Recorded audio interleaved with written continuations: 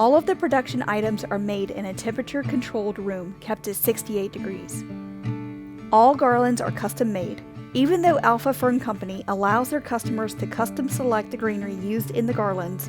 Buffy and Jennifer had some great tips, such as, think about where you are going to use the garland. What is the function of the garland?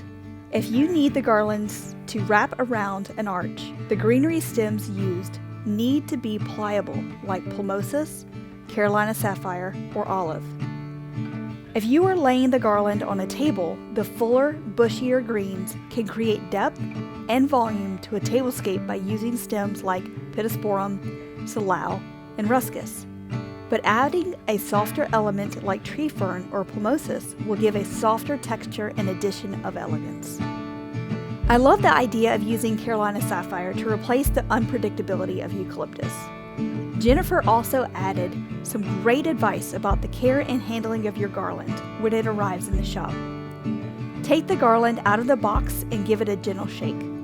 Keep in mind that to save the florist money on shipping fees, the farmers pack the garland as snug and tight as possible in a smaller box. A gentle shake will allow any loose leaves and debris to fall away from the garland. The garlands are not misted with water before transportation to prevent mold from developing. So florists should lightly mist the garland after shaking it out and repackage it in the box or cover loosely with plastic.